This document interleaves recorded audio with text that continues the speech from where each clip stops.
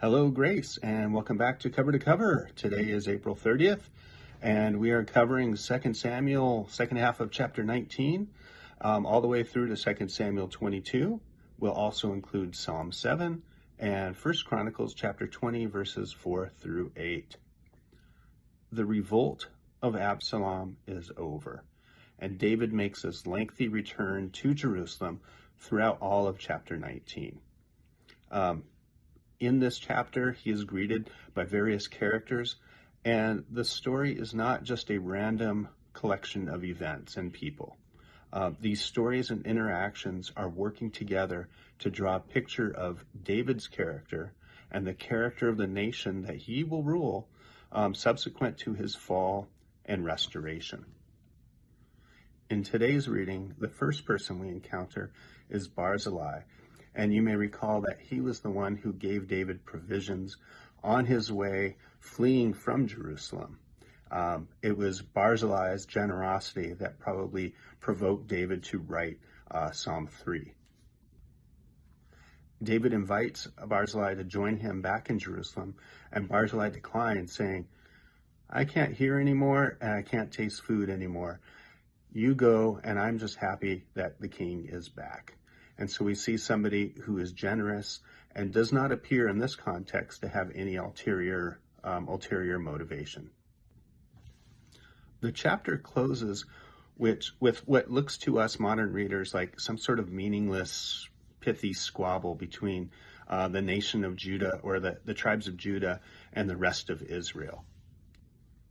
This squabble is actually looking forward to a revolt, which is going to happen in the next chapter.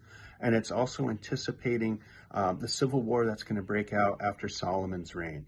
And so it's kind of telling us that these divisions between the northern kingdoms and the southern kingdom are deep-rooted and existed prior to David's rule, in fact. After David has returned to Jerusalem and seemingly solidified his rule after the Absalom revolt, another person rises up and rebels against David. This one is named Sheba, and he is framed as a consequence of the dispute that we had between the tribes in the previous chapter. Sheba is defined or described as a worthless fellow, and at the moment of his revolt, all of Israel, or the people that follow him, cry out, "We have no portion with David." And this refrain, this quote, you'll see it again in 1 Kings chapter 12, verse 16, when the kingdom of Israel divides into its northern and southern kingdoms. So already here in the David cycle, we're foreshadowing the civil war that'll take place after Solomon. Next, we come across one of the most difficult passages in the Hebrew Bible. There's a famine in Israel, and when David seeks the will of God, we find out that it's because of Saul's treatment of the Gibeonites. It falls on David to punish the descendants of Saul for his sin against the Gibeonites. And even though this action violates the command in Deuteronomy 24 that children should not be punished for the sins of their parents, David is nevertheless forced to hand over 7 of Saul's descendants to the Gibeonites, who are then impaled and their bodies are left to rot. This scene is a reminder that we're dealing with a really ancient text, and for whatever reason, the authors seem to think that the average reader understands the logic of what is taking place. But for us, it seems really quite mysterious. But whatever is going on, the story kind of slows down at this point. And the moral heart of this section focuses on a woman named Rizpah. She guards the bodies of her children, some of whom have been sacrificed in this way.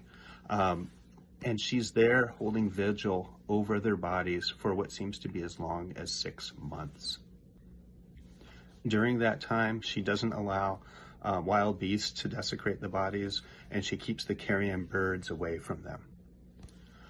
Biblical narratives are often frequently very vague, and they explicitly refuse to grant readers like us the certainty that we're looking for and really clear answers to what's going on in the text.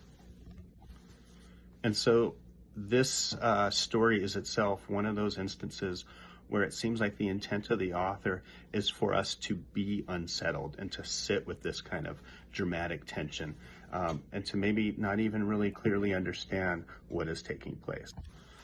And then today's reading concludes with David's interactions with the Philistine giants.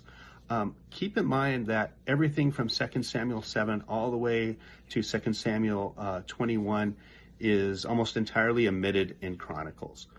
Chronicles account is significant for what it omits, and it omits David's sin. It omits both of the civil wars. It omits the story of Rizpah, and it jumps to the exploits of these giants. But even here, 2 Samuel includes a story where David is almost killed, and Chronicles omits this story. This is an editorial decision by the author of Chronicles, who makes the effort to paint David in a good light, highlighting God's covenant and blessings with the house of David and minimizing his faults and weaknesses. Reading Samuel and Chronicles together like this, we get to see the different authorial intents of these two documents, if you will, where Samuel, once again, is really going to end with the exile of Israel, or Samuel and Kings, this corpus is going to end with Israel's exile. And so it's kind of highlighting the reasons for that exile, whereas Chronicles is going to end with the return of Israel the nation back into the land of Israel. And so it's really highlighting God's covenant faithfulness to David, to the house of David.